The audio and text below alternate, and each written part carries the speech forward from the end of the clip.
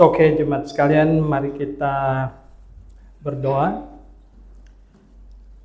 Bapa di sorga, sungguh kami anak-anak-Mu sangat bersyukur karena hari ini kami bisa kumpul bersama-sama, kami bisa berjemaat, bersyukur atas kasih setia-Mu, keselamatan jiwa kami, dan kami punya kesempatan untuk mengekspresikan hati dan jiwa kami melalui lagu semuanya.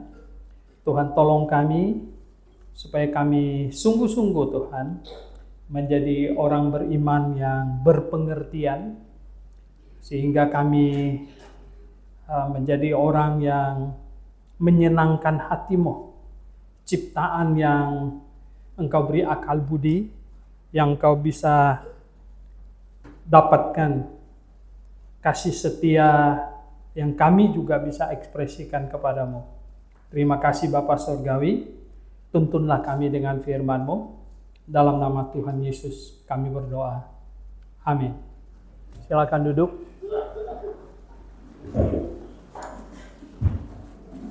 Ya, selamat pagi jemaat yang dikasihi Tuhan.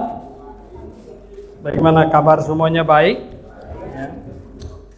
Kyung-hee bagi semua yang merayakan Imlek mungkin, ya. Ini adalah tahun baru. Kita 2 kali tahun baru jadinya. Tahun baru yang kalender internasional. Sekarang ini tahun baru kalender Imlek. Ya. Hari ini saya ingin mengajak jemaat membaca di dalam surat Ibrani, ya. Mari kita lihat surat Ibrani. Saya ingin mengajak membaca surat Ibrani pasal yang ke-12. Ya, surat Ibrani pasal yang ke-12. Saya ingin bacakan seluruh pasal ini. Coba diperhatikan. Saya bacanya dengan cepat karena satu pasal. Nasihat supaya bertekun dalam iman. Karena kita mempunyai banyak saksi bagaikan awan yang mengelilingi kita, marilah kita menanggalkan semua beban dan dosa yang begitu merintangin kita, dan berlomba dengan tekun dalam perlombaan yang diwajibkan bagi kita. Marilah kita melakukannya dengan mata yang tertuju kepada Yesus yang memimpin kita dalam iman, dan yang membawa iman kita itu kepada kesempurnaan, yang dengan mengabaikan kehinaan tekun memikul salib ganti sukacita yang disediakan bagi Dia, yang sekarang duduk di sebelah kanan tahta Allah. Ingatlah selalu akan Dia yang tekun menanggung bantahan yang sehebat itu terhadap dirinya dari pihak orang-orang berdosa, supaya jangan kamu menjadi lemah dan putus asa. Dalam pergumulan kamu melawan dosa, kamu belum sampai mencucurkan darah. Dan sudah lupakah kamu akan nasihat yang berbicara kepada kamu seperti kepada anak-anak? Hai anakku, janganlah anggap enteng didikan Tuhan, dan janganlah putus asa apabila engkau diperingatkannya. Karena Tuhan menghajar orang yang dikasihinya, dan Ia menyiksa orang yang diakuinya sebagai anak. Jika kamu harus menanggung ganjaran, Allah memperlakukan kamu seperti anak. Di manakah terdapat anak yang tidak dihajar oleh ayahnya? Tetapi jikalau kamu bebas dari ganjaran yang harus diderita setiap orang, maka kamu bukanlah anak, tetapi anak gampang. Selanjutnya, dari ayah kita yang sebenarnya kita beroleh ganjaran, dan mereka kita hormati. Kalau demikian, bukankah kita harus lebih taat kepada Bapa segala roh, supaya kita boleh hidup? Sebab mereka mendidik kita dalam waktu yang pendek sesuai dengan apa yang mereka anggap baik, tetapi Dia menghajar kita untuk kebaikan kita, supaya kita beroleh bagian dalam kekudusannya. Memang tiap-tiap ganjaran pada waktu ia diberikan tidak mendatangkan sukacita tetapi duka cita, tetapi kemudian menghasilkan buah kebenaran yang memberikan damai kepada mereka yang dilatih olehnya. Sebab itu kuatkanlah tangan yang lemah dan lutut yang goyah, dan luruskanlah jalan bagi kakimu sehingga yang pincang jangan terpelecok tetapi menjadi sembuh. Berusahalah hidup damai dengan semua orang dan kejarlah kekudusan, sebab tanpa kekudusan tidak seorang pun akan melihat Tuhan. Jagalah supaya jangan ada seorang pun menjauhkan diri dari kasih karunia Allah, agar jangan tumbuh akar yang pahit yang menimbulkan kerusuhan dan yang mencemarkan banyak orang. Janganlah ada orang yang menjadi cabul atau yang mempunyai nafsu yang rendah seperti Esau, yang menjual hak kesulungannya untuk sepiring makanan. Sebab kamu tahu bahwa kemudian ia hendak menerima berkat itu, ia ditolak, sebab ia tidak beroleh kesempatan untuk memperbaiki kesalahannya, sekalipun ia mencarinya dengan mencucurkan air mata. Sebab kamu tidak datang kepada gunung yang dapat disentuh dan api yang menyala-nyala, kepada kegelapan dan angin badai, kepada bunyi sangkakala dan bunyi suara yang membuat mereka yang mendengarnya memohon supaya jangan lagi berbicara kepada mereka, sebab mereka tidak tahan mendengar perintah itu. Bahkan jikalau binatang pun yang menyentuh gunung, ia harus dilempari dengan batu. Dengan sangat mengerikan kemenangan itu, sehingga Musa berkata, aku sangat ketakutan dan sangat gemetar. Tapi kamu sudah datang ke Bukit Sion, ke kota Allah yang hidup, Yerusalem sorgawi, dan kepada beribu-ribu malaikat suatu kumpulan yang meriah, dan kepada jemaat anak-anak sulung yang namanya terdaftar di sorga, dan kepada Allah yang menghakimi semua orang, dan kepada roh-roh orang-orang benar yang telah menjadi sempurna, dan kepada Yesus pengantara perjanjian baru, dan kepada darah pemercikan yang berbicara lebih kuat daripada darah Habel. Jagalah supaya kamu jangan menolak Dia yang berfirman, sebab jikalau mereka yang menolak Dia yang menyampaikan firman Allah di bumi tidak luput, apalagi kita jika kita berpaling dari Dia yang berbicara dari sorga.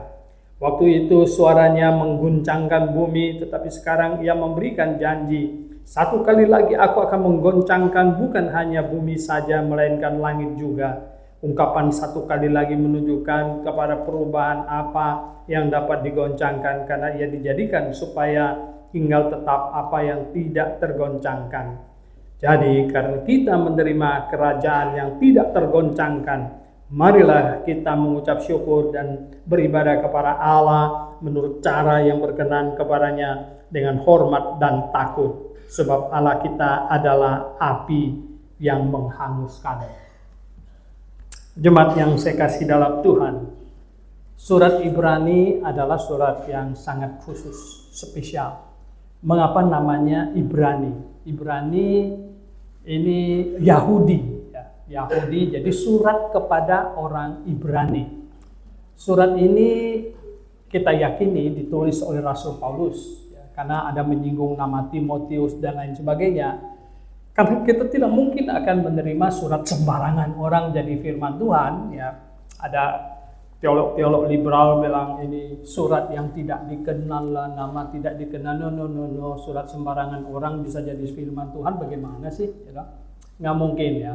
Ini surat Rasul Paulus kepada orang-orang Yahudi yang terpencar, diaspora, kemana-mana, ke semua jemaat ada di mana-mana.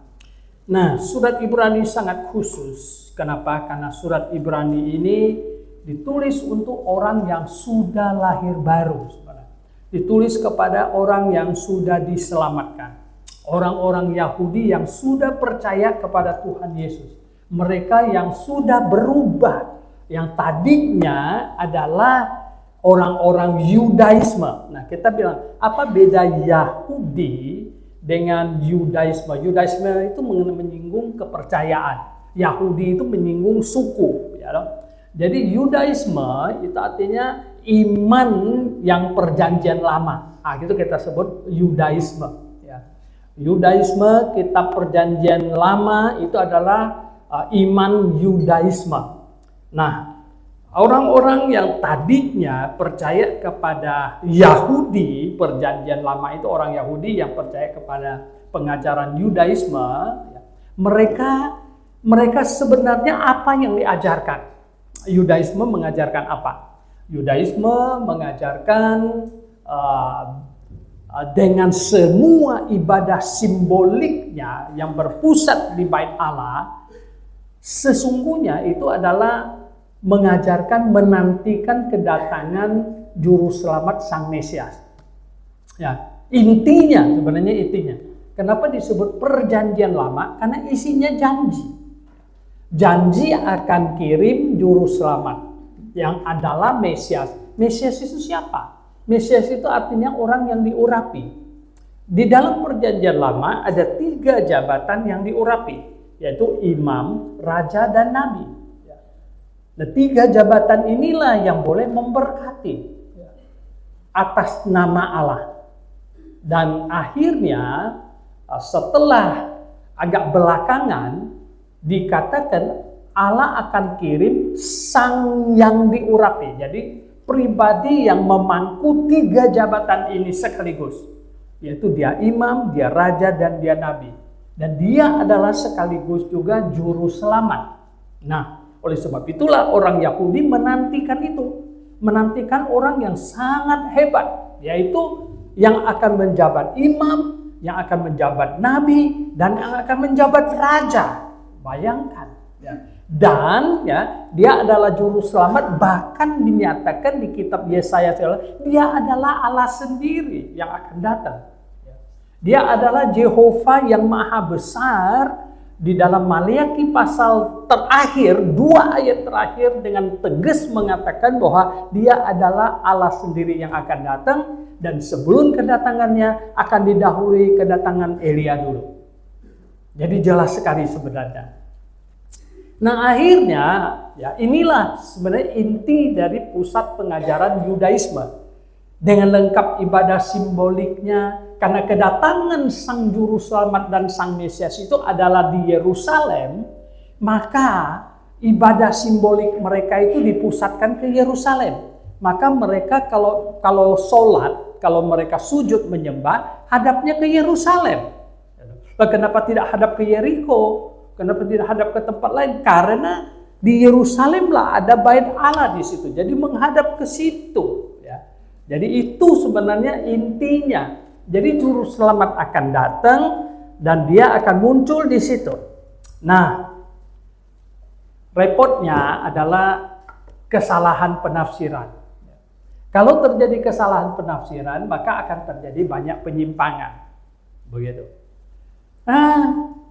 Tidak tahu apa yang ada di kepalanya orang-orang Yahudi ahli Taurat segala macam. Mengapa mereka pada waktu Yesus datang bisa menolak dia?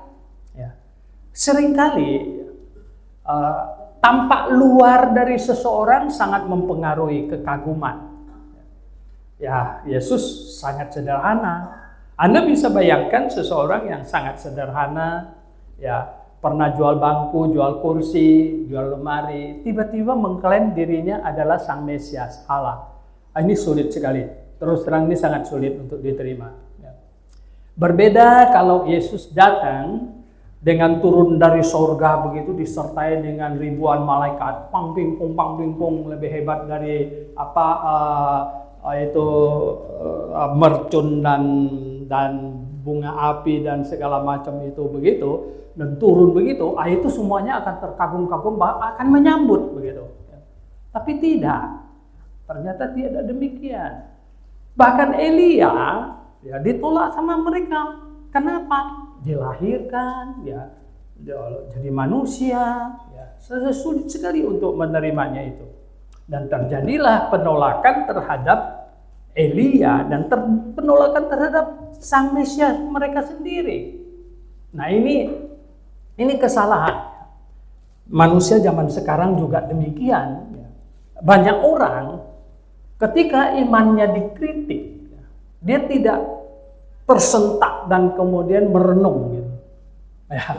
Saya seringkali banyak berbantah, berargumentasi di medsos. Gitu. Karena saya melihat banyak orang, ya, ketika sedikit saja tersinggung, sedikit saja objek imannya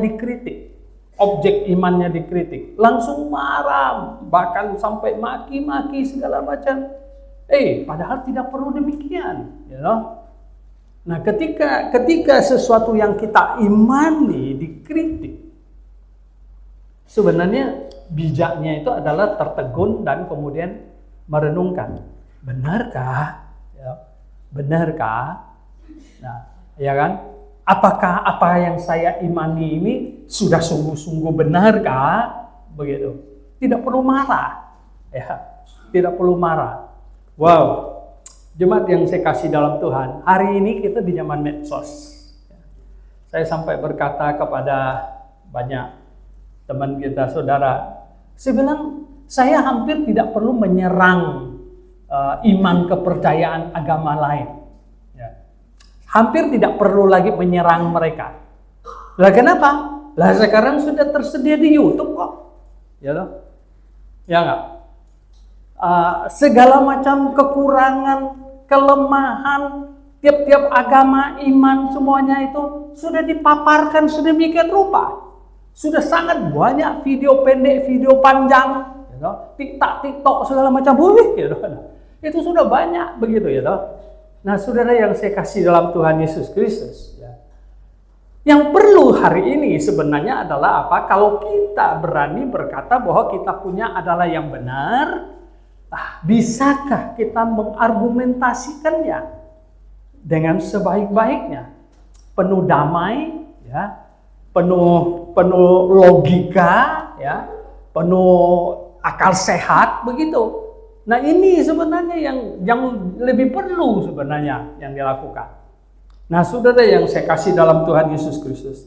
Jadi gini, surat Ibrani ditulis, ya, oleh Rasul Paulus untuk membekali orang-orang Yahudi yang sudah berpindah, yang sudah paham bahwa iman Yahudi mereka yang lama itu, ya, itu terjadi banyak kesalahan penafsiran sehingga menyebabkan mereka salah paham terhadap Mesias yang datang dan sudah ditolak. Ya. Ini kacau. Jadi Rasul Paulus berusaha untuk menyadarkan mereka. Dan sebagiannya akhirnya sudah diselamatkan. Orang Yahudi sebagian jadi mengerti. Ya sama seperti kita di sini. Amin. Ya, kita sudah mengerti, ya, mengapa Yesus bisa juru selamat. Ya. Oh ya. Nah, orang Yahudi tidak mengikuti semua yang tertulis di dalam Alkitab, dan pada zaman mereka tidak memiliki Alkitab seperti yang kita punya hari ini loh. Ya. Bayangkan, kita ini adalah manusia di zaman yang paling baik. Loh kenapa? Lah zaman dulu tahu kamu mau baca kitab Nabi Yesaya, di mana bacanya? Ya kan? Dia itu ada di bait Allah dan digulung-gulung kayak bantal guling kamu gitu loh. Ya, gimana kamu membukanya? Kalau sudah lama nggak dibuka, sekali buka hacinya bisa berpuluh-puluh kali mungkin gitu. Karena debunya udah banyak begitu, ya kan? Nah, hari ini kita ada di tangan kita loh, ya. Ya, ada di tangan kita. Sehingga kita hari ini sebenarnya, ya, harusnya lebih cinta firman Tuhan, betul nggak? Harusnya lebih rajin membacanya daripada mereka. Kenapa? Karena ada di tangan kita, bayangkan. Tinggal kita membacanya berulang-ulang. Nah, sehingga begini, kita bisa mengerti kenapa Yesus bisa juru selamat. Kenapa Yesus bisa juru selamat? Dinubuatkan di kitab Perjanjian Lama, ya, bagaimana keadaan nubuat tentang Mesias yang akan datang itu dari Set, ya toh, Set ke Abraham, kita singkat Abraham, Ishak, Yakub, ya toh, kemudian Yehuda, kemudian anak Daud yang lahir di mana? Lahir di Bethlehem, ya, dan seterusnya. Akhirnya tahu nggak apa? Sekitar 300 nubuatan Perjanjian Lama tentang Mesias, dan cuma satu orang yang bisa menggenapi itu. Siapa? Yesus Kristus. Ya. Tidak ada yang lain. Nah, saudara yang saya kasih dalam Tuhan, akhirnya kita menjadi percaya. Kita menjadi percaya.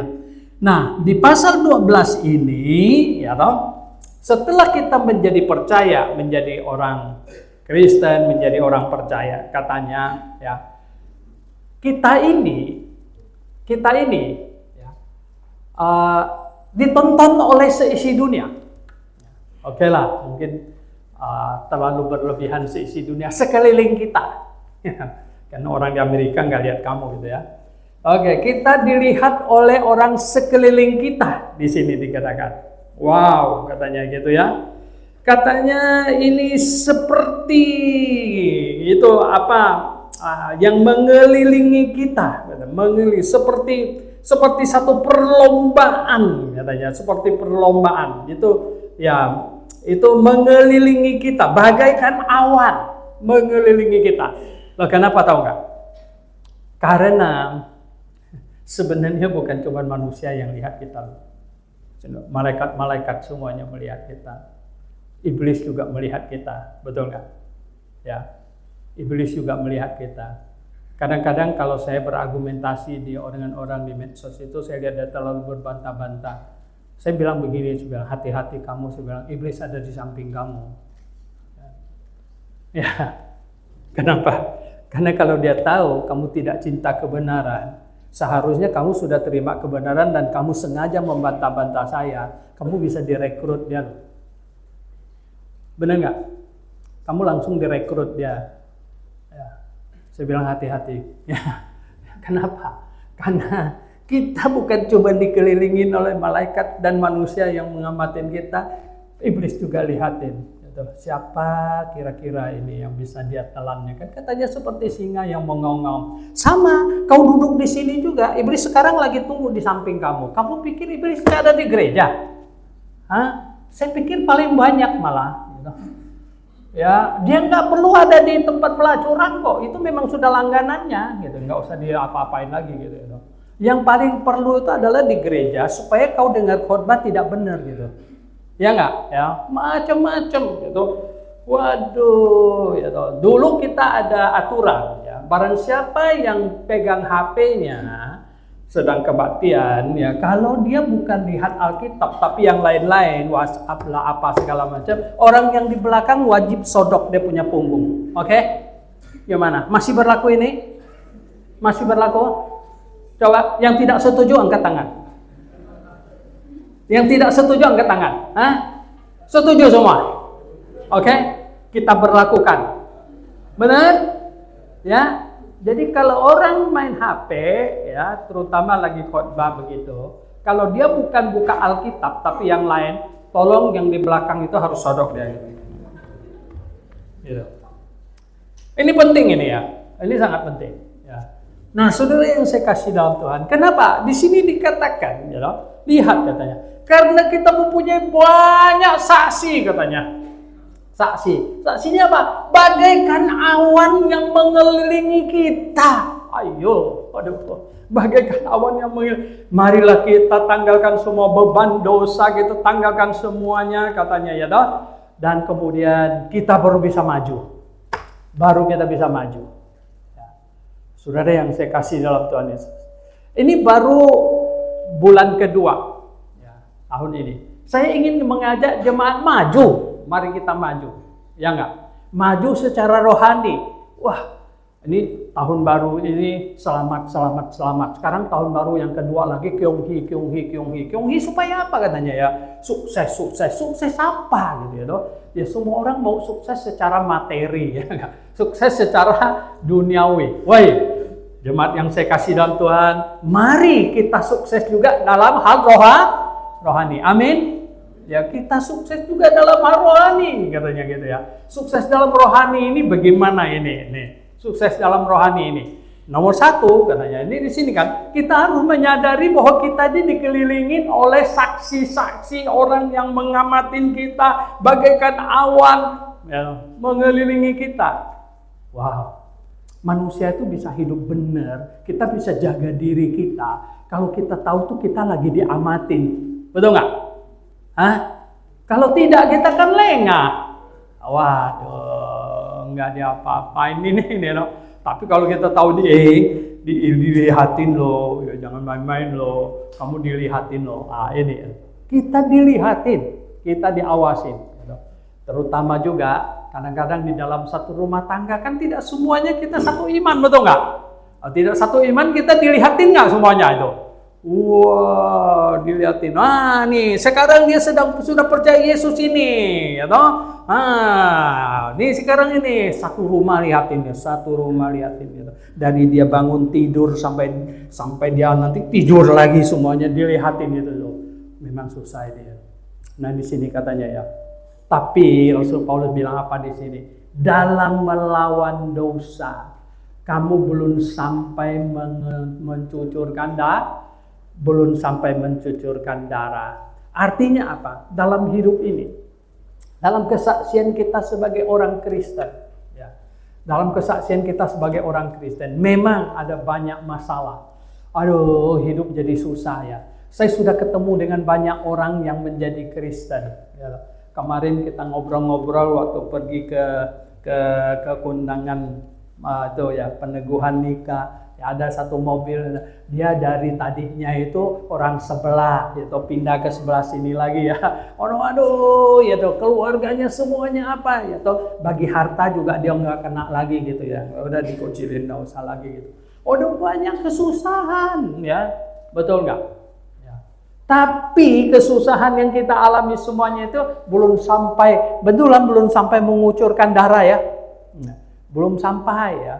Baru dicibir-cibirin, ya, baru diomongin, dibully dan lain sebagainya. Oh itu masih kecil ya. Belum sampai keluar darah, belum sampai dicambuk, belum sampai dirajam kayak Rasul Paulus itu belum. Ya. Itu masih kecil ya. Tetapi kita harus bertahan, katanya. Kita harus bertahan di sini ya, dong. Nah, kenapa? Karena ketika Allah mengizinkan hal itu terjadi kepada kita di dalam hidup ini, kita harus memandang itu adalah sebagai upah yang akan digantikan nanti kepada kita. Oh saudara yang saya kasih dalam Tuhan, saya ingin mengajak melihat coba Roma. Di Roma pasal yang ke-8 di situ ya. Roma pasal yang ke-8 di situ. Nah coba ya dong. Roma pasal ke-8. Saudara lihat surat Roma pasal yang ke-8. Di situ apa dikatakan? Ya. Ayat yang ke-17 18. Ayat 17 18 Roma pasal 8. Dan jika kita adalah anak, maka kita juga adalah ahli waris. Kamu bisa mewarisi surga adalah jikalau kamu menjadi anak, betul nggak? Nah, ada nggak pembantu dapat warisan? Makanya cuman orang Kristen yang jadi anak Allah. Yang boleh masuk surga itu pembantu apa anak Allah? Anak Allah. Ya toh? Umat Allah boleh masuk nggak? Enggak, di umat di luar. Anak Allah yang masuk, betul nggak? Ya toh? Karena apa? Di sini bilang yang jadi ahli waris itu siapa? Yang mewarisi rumah itu siapa? Yang satpam tinggal di luar, betul nggak? Satpam tuh di pos tidurnya, yang tidur di dalam rumah itu siapa? Anak. Itu makanya di sini ini ayat Alkitab ngomong gini katanya ya.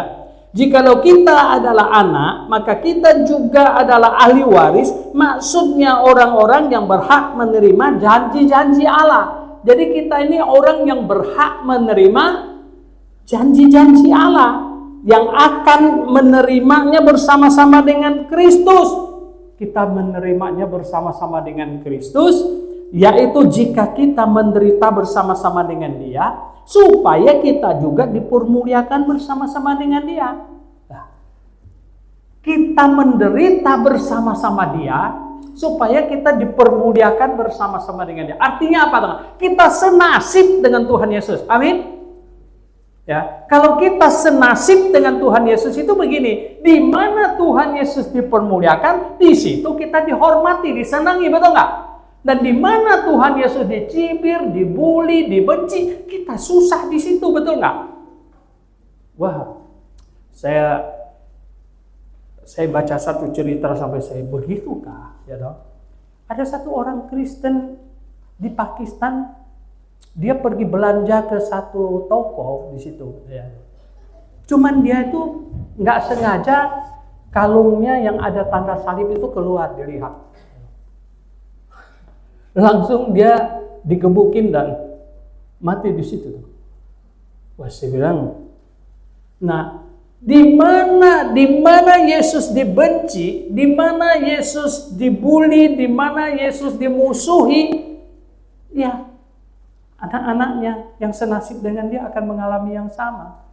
Dan di mana Yesus dihargai, dihormati, dimuliakan, kita juga dapat hormat dan kemuliaan yang sama. Amin, betul nggak?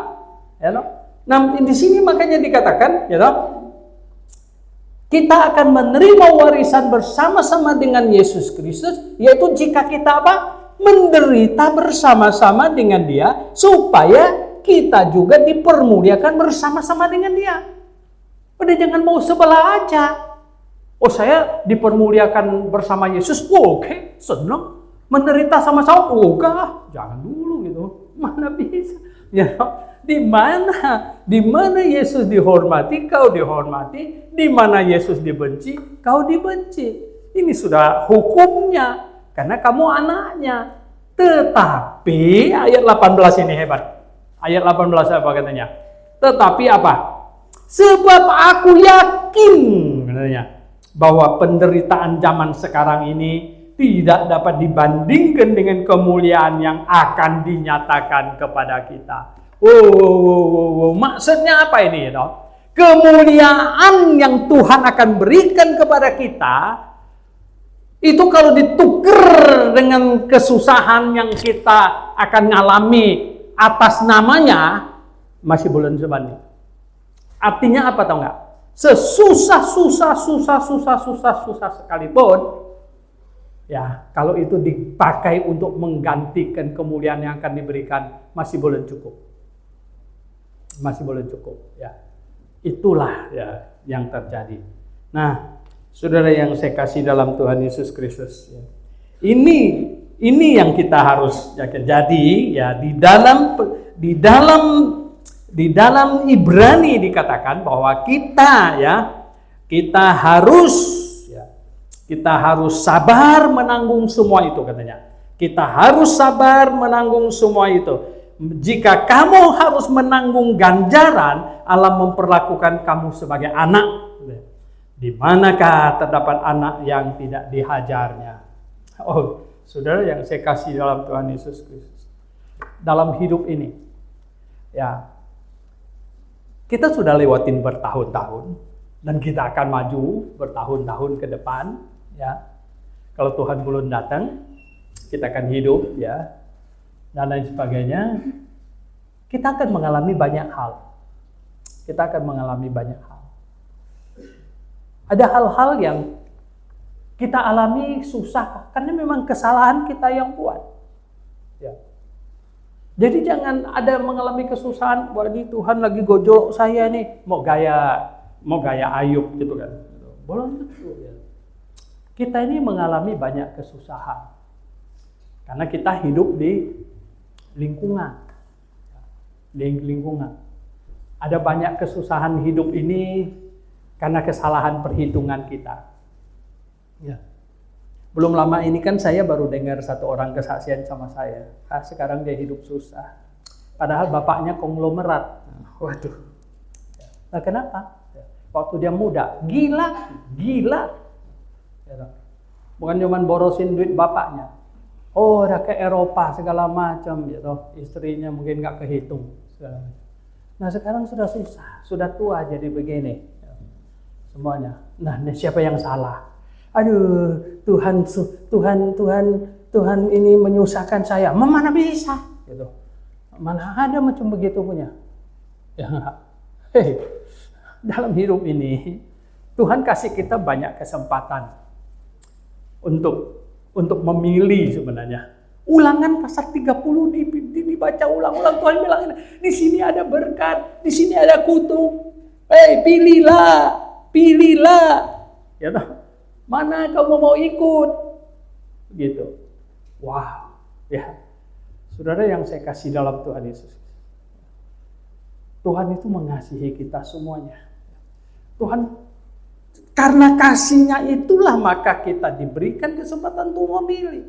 Kebebasan untuk memilih. Kasih itu tidak memaksa. Kasih itu memberi kebebasan.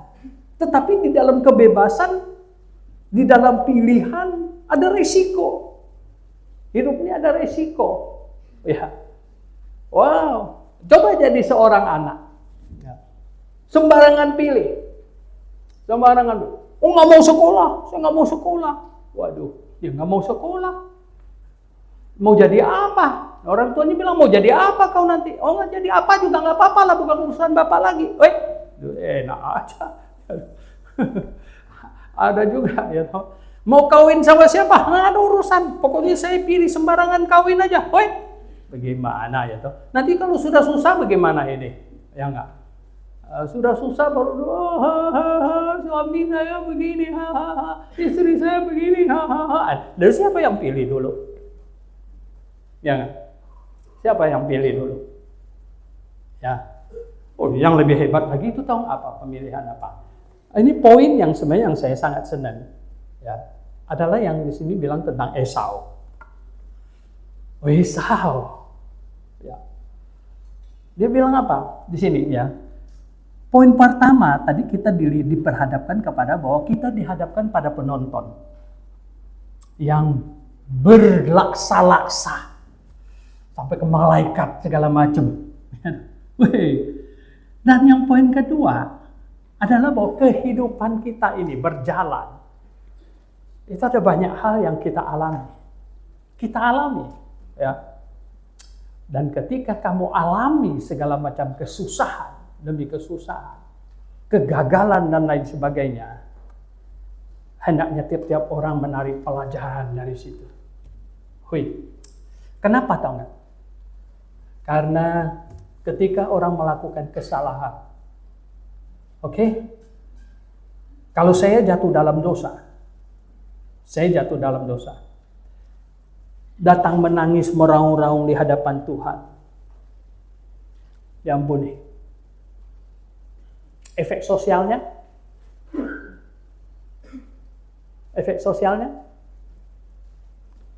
Ya enggak? Daud jatuh dalam dosa. Ya toh? Istri orang dia ambil, ngawur, ya toh? Segala macam. Ya toh? Ditegur lagi. Tapi Daud bagus dia. Dia langsung ngaku, ya aku salah Tuhan, aku salah. Sampai dia bikin lagu. Saya belum pernah ada penyair bikin lagu atas dosanya sendiri. Mazmur 51 bilang, ya sudah salah. Tuhan ampuni dia nggak? Ampuni. Efek sosialnya ada nggak? Ada. Tuhan bilang, ya udah. Daud hilang hormat dari anak-anaknya. Betul nggak? Dia hilang hormat dari anak-anaknya. Apa yang terjadi? Anak-anaknya, Absalom bilang apa-apaan? Aduh, dia mau jadi raja. Dia ngajak perang bapaknya. Nggak cukup ngajak perang bapaknya. Ada penasehatnya yang paling ngawur itu bilang, Pak, ngambil itu istri bapakmu, tak ambil itu semuanya itu. Perkosa mereka di depan semua orang aja, biar semua orang lihat. Ya ampun, hukumannya kok seberat itu Tuhan. Daud lakukannya diam-diam di kamar, sekarang anaknya lakukannya di luar. Efek sosialnya mengerikan. Saudara yang saya kasih, Tuhan ampuni nggak? Ampuni. Tapi, ya,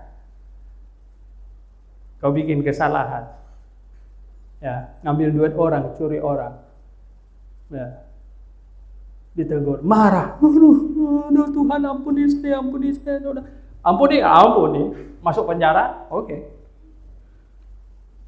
Efek sosialnya. Nah, itu. Kemudian, poin yang berikut yang saya ingin ajak saudara lihat di sini itu adalah apa? Tuhan bilang itu mendidik kamu. Semua yang terjadi. Dan tidak boleh ada orang yang melihat ganjaran Tuhan, melihat pukulan Tuhan, atau menderita efek samping dari semua keputusan kita, lalu coba-coba menyalahkan Tuhan. Wah, itu salah itu. Itu salah. Ya. Lalu menyalahkan Tuhan. Sehingga di sini, aduh ya ini di kalangan karismatik ini paling suka pula. Jangan tumbuh akar pahit katanya. Untuk akar pahit itu ya. Ginseng nggak terlalu pahit juga. Saya suka itu ya. Ada saya pernah dikasih akar yang pahitnya, minta ampun dong atau siapa itu kasih sama saya, Pak Suhento, dia bilang, kalau mau sembuh ini sakit itu diabetesnya ini Pak, katanya dari berapa liter dikompres itu direbus sampai ke tinggal segelas kecil katanya. Wah, si mau bikin itu tau nggak? Saya sekali teguk mau pusing kepala saya. Itu betul-betul akar pahit itu tau nggak? Bener-bener akar pahit itu luar biasa, saudara. Nah, saudara yang saya kasih dalam Tuhan, ya, jangan sampai muncul akal pahit. Saudara yang saya kasih dalam Tuhan. Aduh, kadang-kadang hati sebagai hamba Tuhan, tahu nggak hati hamba Tuhan bagaimana? Kita tanya si Anu kenapa lama tidak ke gereja, tidak mau datang. Aduh Pak, dia nggak mau datang lagi, kenapa? Karena patah hati, karena begini, karena begitu. Loh, kenapa patah hati Tuhan pula yang salah? Gitu begitu ya nggak? Aduh, yang ngawur dah gitu ya toh. Tuhan nggak salah lah, ya nggak ya toh? Ini kan antara kalian asmara, kalian sendiri kan di dunia ini gimana gitu ya nggak? Nggak boleh, nggak boleh. Ya. Saya malah pernah ngomong tau nggak apa? Kalau kau sudah ketemu gereja yang benar di sini, apapun yang terjadi tau nggak? Siapapun yang menyakiti hatimu, tahu nggak? Betul nggak? Kau tak boleh pergi dari sini. Tahu nggak? Karena iblis di luar siap benar kamu. Ya, dia siap benar kamu. Ya. Dia siap menggiring kamu ke tempat yang salah. Dia siap membawa kamu dan siap menghancurkan hidupmu seluruhnya. Dan engkau lebih baik rendahkan hati. Ya. Dan tidak ada orang yang sengaja mau menyakitimu. Yang ada adalah tidak sengaja. Dan Anda tersandung. Kenapa orang bisa tersandung? Ini jalannya nggak hati-hati. Sudah tahu di situ ada balok. Bukan dilangkahin. Betul nggak? Bagaimana? Nah, saudara yang saya kasih dalam Tuhan, tidak boleh. Ya. Karena apa? Jangan sampai tumbuh akar pahit. Jangan sampai kau pertama-tama salahkan saudara seiman dulu. Gitu. Ada lagi orang yang itu cuman ditegur supaya jangan pakai celana, pakai rok. Dia nggak datang lagi sampai hari ini. Nggak datang lagi. Gitu. Pertama-tama tersinggung sama saudara seiman, anggota jemaat. Lama-lama tersinggung sama guru sekolah minggu diaken. Lama-lama tersinggung sama saya. Lama-lama dia tersinggung sama Tuhan. Nah, ujung-ujungnya kemana dia? Kalau sudah begitu. Ya, ujung-ujungnya kemana, saudara?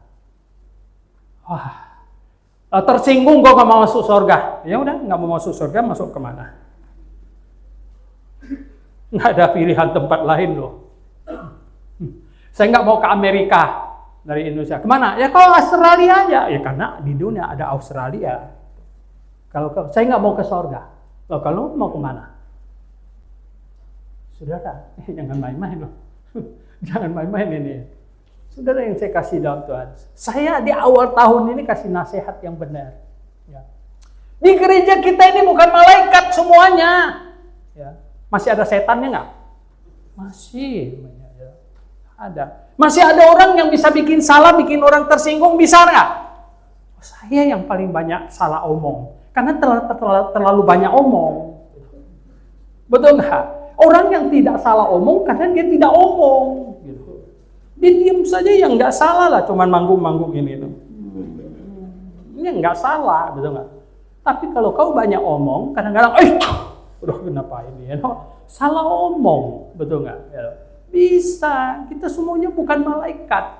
Tapi kalau orang tersinggung, lalu nggak mau datang ke gereja lagi, ya lama dari awalnya benci orang, marah sama orang, lama-lama dia marah sama Tuhan. Waduh, nggak ada obatnya kalau sudah begitu. Ya.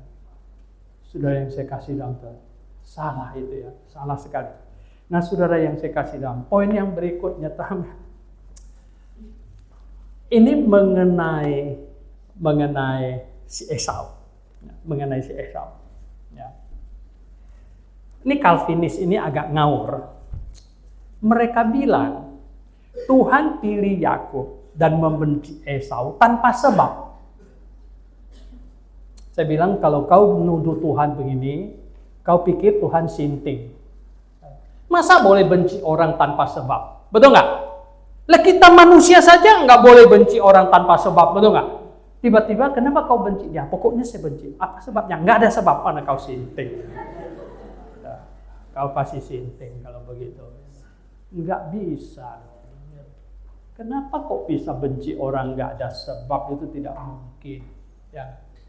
Memang di dalam Roma pasal 9, sebelum mereka lahir, Tuhan sudah kasih tahu Ribka yang sulung nanti yang besar akan jadi budak bagi yang kecil gini. Sudah kasih tahu.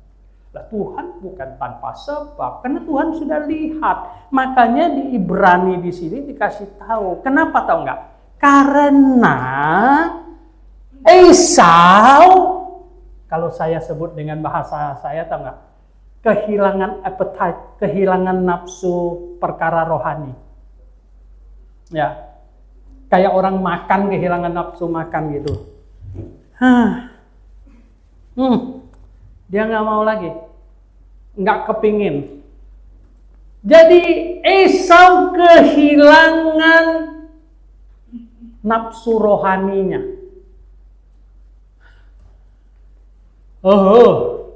Ini bahaya ini. Bahaya ini. Kalau Anda kehilangan ini, gawat.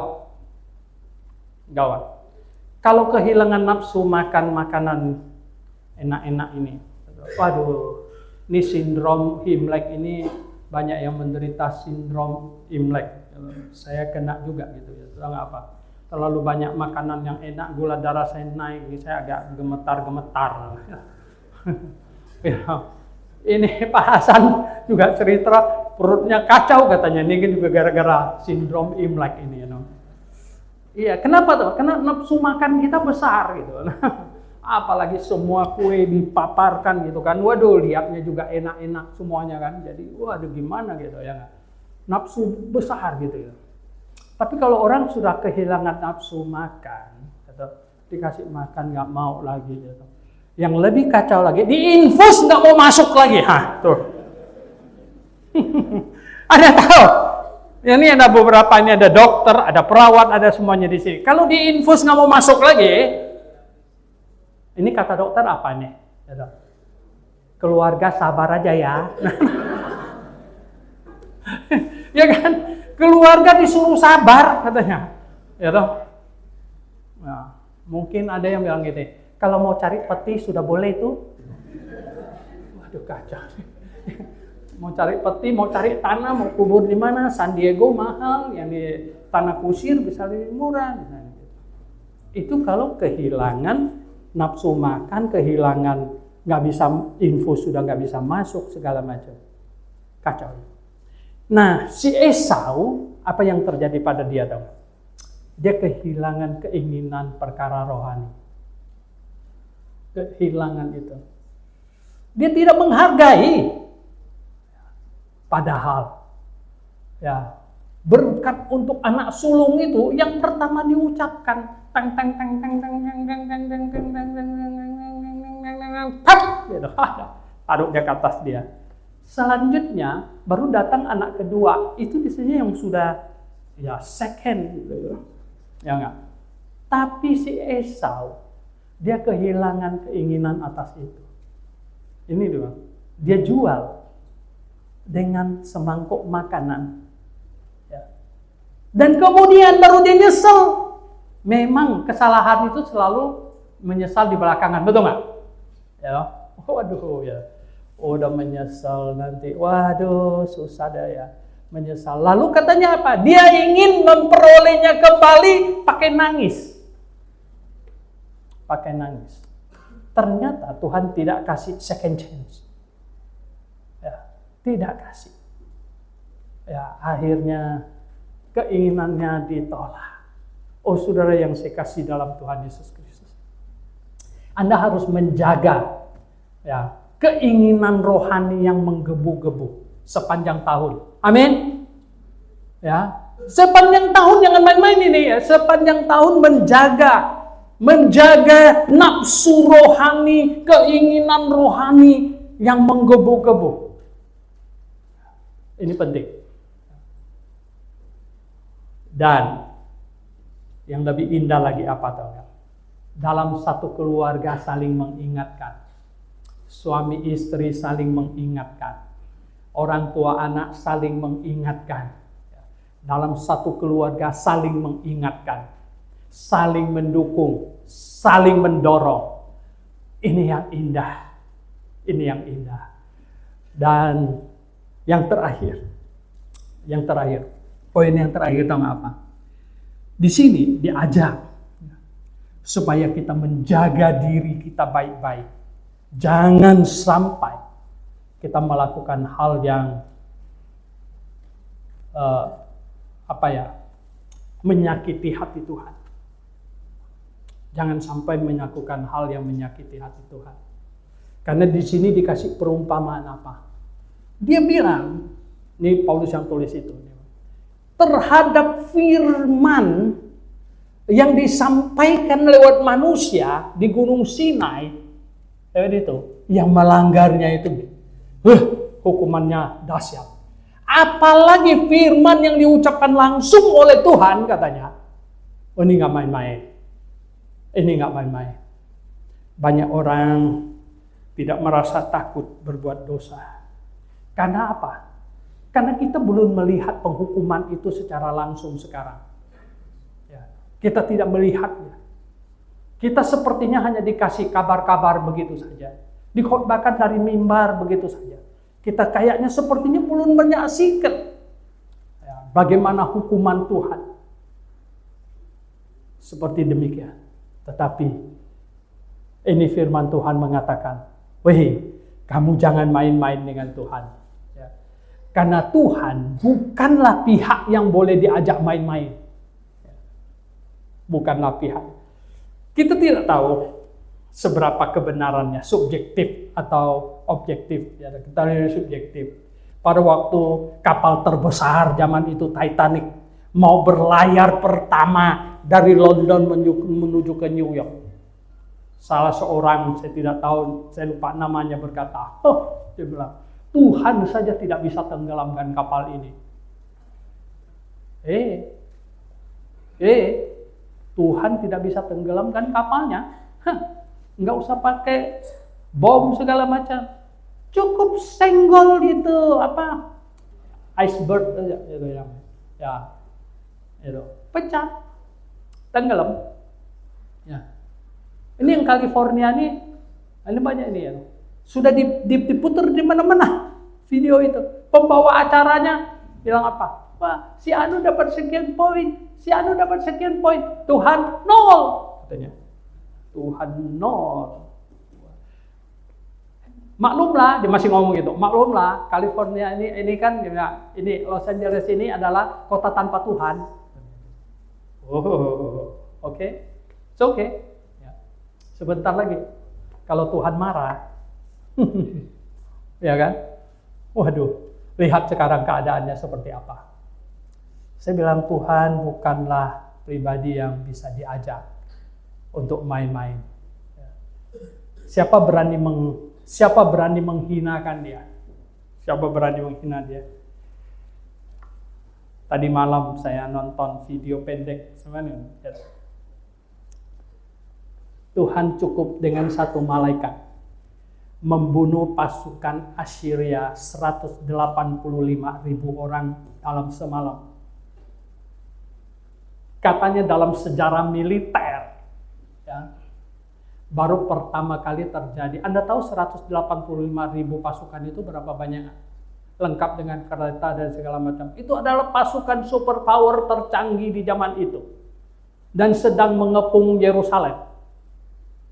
Dan Raja Sanhedrinnya itu sampai olok-olok dia sama itu Hizkia. Dia bilang apa? Hah? Di mana orang kamu ini ngomongnya macam-macam. Ya, Yesaya tenangkan. Tenang. Ya. Kalau engkau setia kepada Tuhan saja. Ini pasukan gak ada artinya. Tadinya Raja Hizkia pikir mati, aku mati nih. Zaman dulu itu kalau kalah perang, itu raja itu bisa disiksa sampai ya, luar batas. Dia bisa membayangkan, bukan cuman yang dia disiksa, keluarganya semuanya dihabisin, bisa disiksa. Sehingga Raja Hizkia itu ketakutan. Tapi Yesaya bilang apa? Tenang. Kamu tenang. Dan malamnya 185.000 pasukan Syria. Bangun pagi semuanya bangkai. Semuanya mati, sudah jadi mayat. Kenapa bisa? Cukup satu malaikat. Ya, cukup satu malaikat, selesai semuanya. Oh, saudara yang saya kasih daftar, terhadap Tuhan yang demikian ini, siapapun yang mesti mendatanginya adalah dengan takut dan gemetar.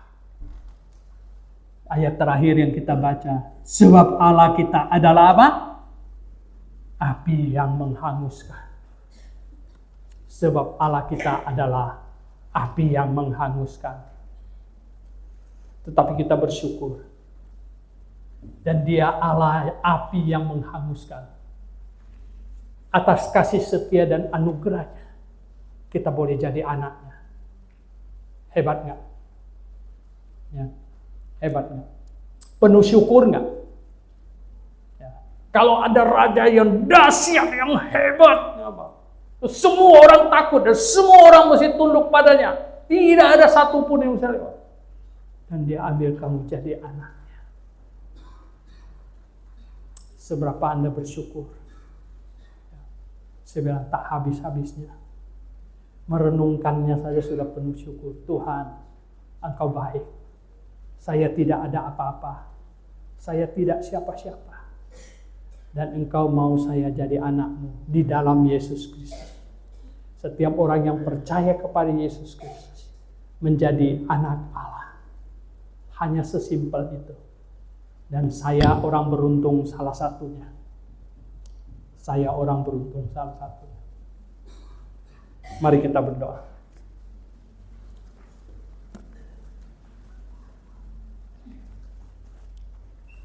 Mari kita merenung. Masih di awal tahun. Kita akan memasuki tahun ini menjalani hidup. Apa yang Rasul Paulus tulis di Ibrani pasal 12 ini patut kita renungkan. Yang pertama, kita lilih, kita diamati, kita sudah diselamatkan. Kita jadi pusat perhatian, kita jadi pusat sasaran tembak juga oleh iblis. Dan kedua, apapun yang kita alami, baik kita jadikan pelajaran. Kita jadikan pelajaran. Ya.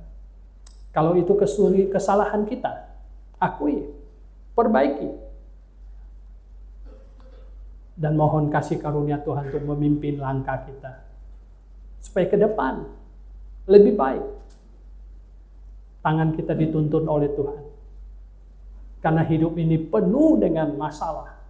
Penuh dengan saat-saat genting kita harus ambil keputusan. Dan pada saat kita mau ambil keputusan itulah. Kita harus mohon amat-amat sangat. Supaya Tuhan menuntun.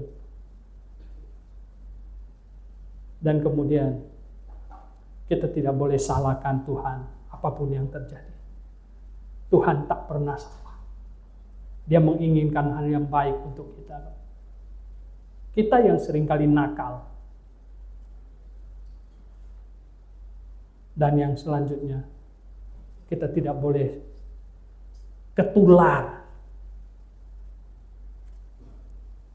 Esau, kehilangan keinginan perkara rohani.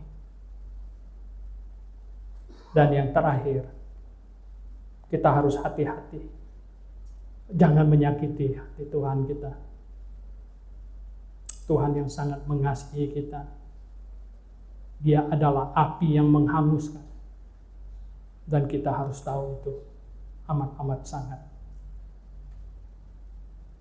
Selalu ingat, meninggikan namanya, memuliakan dia dalam waktu, dalam hidup yang dia berikan kepada kita. Bapa Surgawi, kiranya firman-Mu yang telah hamba sampaikan sungguh akan menjadi pedoman hidup, perjalanan hidup untuk kami semua Tuhan. Dalam nama Tuhan Yesus kami berdoa. Amin.